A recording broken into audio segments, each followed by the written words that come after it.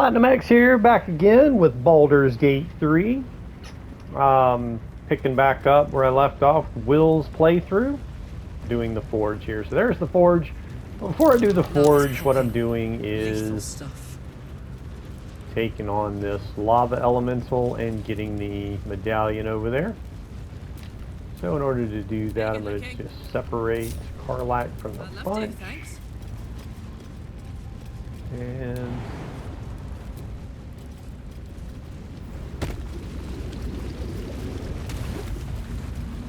alright, there's the elemental. So I'm going to go ahead and grab the elemental while I'm over this way. The turning pike here.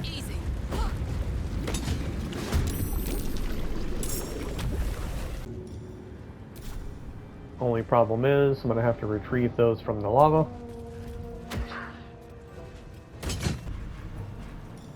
If you don't go into hide, when you get too close, it will roll initiative. At this point, I'm going to go ahead and separate everybody.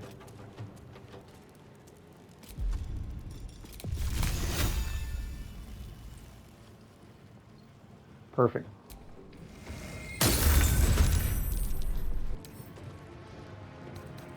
Or cold. Immune to fire, resistant to piercing and poison.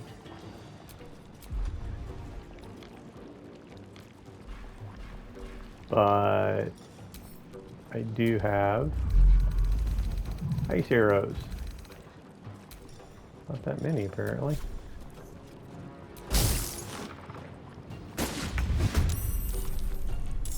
Wow, check out that ice damage. I can do something about that range.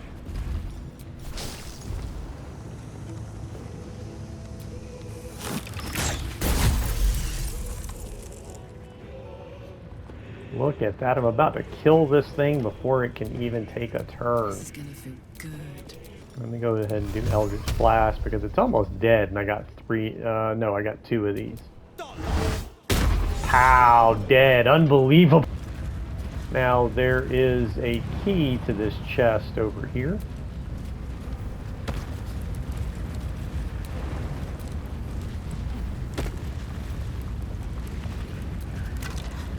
There it is.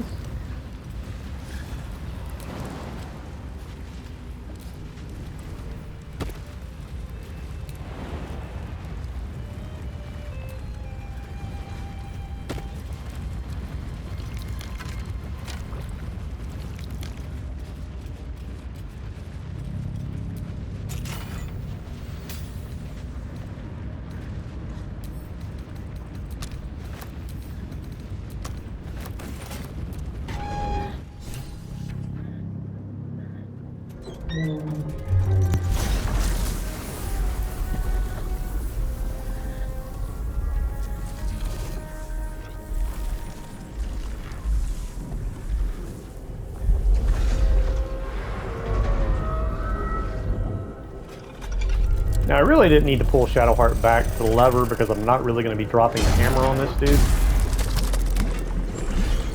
But I at least wanted to get her away from that thing. Can't really heal if you feel her is dead. So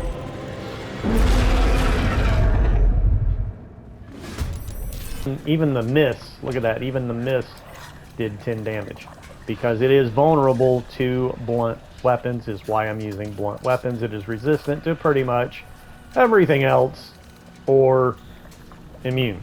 But alright, so let's go ahead and do another attack with Lae'zel here.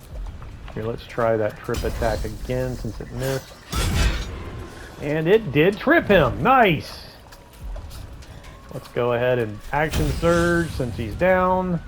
Whack him again. Oh, and I missed. Oh. Boom! Critical hit. Nice. So we're just going to whack him. Nice. Whack him again. Nice. Now, one thing about spiritual weapon, which I've made this mistake before, thinking this would be blunt damage, but if you notice, it's force damage. So honestly, it's really like choosing the different weapon types of spiritual weapon is absolutely pointless because again, it's all force damage. None of it is the weapon type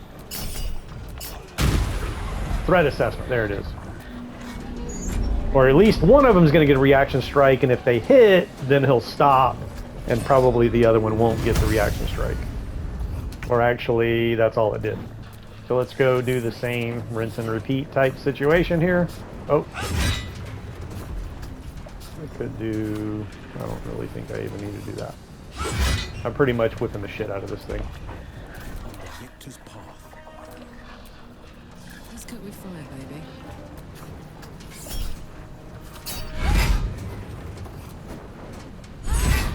There we go. That's what I'm talking about. And look at there, you've even finished this fucker off. Look at that. It's done. Good. That was about the easiest encounter I've ever had with this guy. Like, he didn't even really take an action. Other than, he did the awakened action. Like, he didn't even attack, not one time. Easy enough. Alright, so this is going to Lae'zel because it's heavy armor. And this is why I did not create the splint mail. Because again, they both have resistance or the immunity to critical hits. So it's a little redundant, so yeah. That's why I chose not to go with that armor. Dwarven Splint in Act 2 is much better. So again, that's why I chose not to make that, because again, it would be redundant to have both. Well, I need to redo the lava in order to activate the forge. Wits and blades always sharp.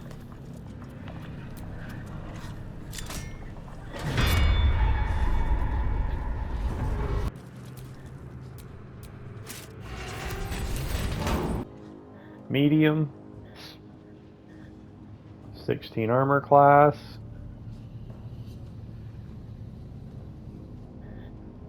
And again, immune to critical hits. So what I'm going to do is I'm going to go ahead and make a shield. I have several characters that use shields. Alright, perfect.